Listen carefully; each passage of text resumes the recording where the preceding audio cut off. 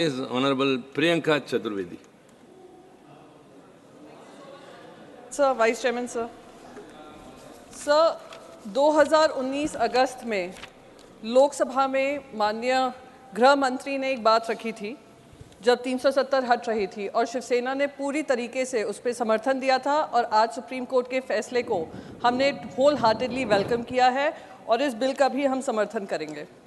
उन्होंने एक बात कही थी कि सदन के सामने जो बिल लेकर मैं उपस्थित हुआ हूँ इसमें पीओके और अक्साई चिन्ह का उल्लेख है और एक एक इंच ज़मीन का उल्लेख है, पर उनकी लोकसभा की स्पीच में या इस बिल में कहीं भी हमें पीओके का तो दिख रहा है, अक्साई चिन्ह के ऊपर ना उन्होंने अपने पक्ष रखा है ना उसके बारे में कोई विचार रखा है।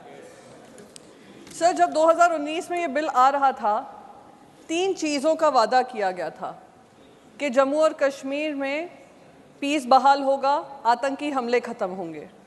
दूसरा कहा था जल्द से जल्द स्टेटहुड मिलेगा, चुनाव होंगे, जैसे ही पीस बहाल होगा स्टेटहुड भी वापस आएगा और चुनाव भी होंगे।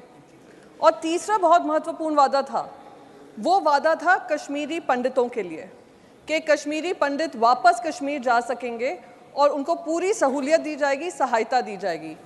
सर, मैं उस पार्टी से आती हूँ कि जब 1989 में उनका पलायन हो रहा था, नरसंहार हो रहा था, जेनोसाइड हो रहा था, तो हमारे पार्टी के लीडर वंदनीय हिंदू हृदय सम्राट श्री बाला साहेब ठाकरे जी ने महाराष्ट्र में उनके लिए 2% रिजर्वेशन की थी सीट्स का, जैसे उनकी एजुकेशन किसी तरीके से प्रभावित ना हो।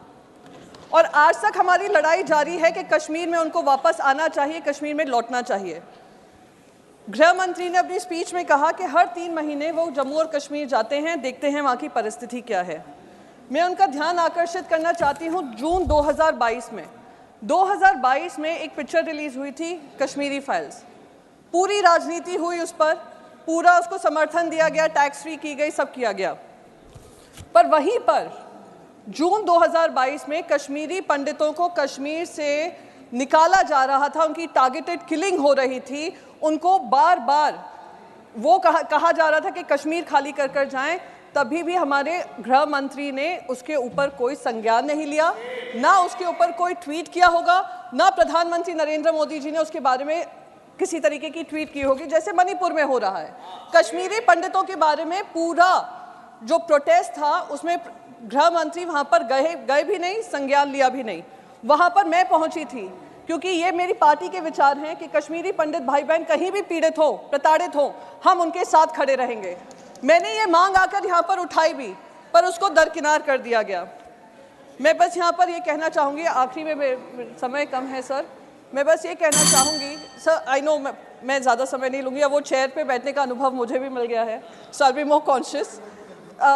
लास्ट चीज़ मैं ये कहना चाहूँगी, जो बिल में कहा गया है कि 2 सीट्स जो हैं, 2 सीट्स रिज़र्व की जाएंगी उन कश्मीरी पंडित भाई बहनों के लिए जिनका वहाँ से पलायन हुआ। मैं पूछना चाहूँगी, जो वहाँ पर रुके हुए हैं, इतने नरसंहार के बाद भी उन्होंने कश्मीर को नहीं छोड़ा, उनको एडिक्वेट रिप्रेजेंटेशन असेंबली में मिलेगा या नहीं मिलेगा? और last but not the least, मैं पूछना चाहूँगी माननीय गृह मंत्री से कि अब ये सारे बिल हो गए, ये पास भी हो जाएंगे, कब जम्मू और कश्मीर में चुनाव होगा और कश्मीर की आवाज़ और जनता की आवाज़ उनकी असेंबली में गूंजेगी, लोकसभा में गूंजेगी और राज्यसभा में गूंजेगी, not through nominated MP but through an MP selected by the MLAs in the assembly. Thank you so much sir, आपने मुझे बोलने का मौका दिया। Thank you. Thank you very much. The next is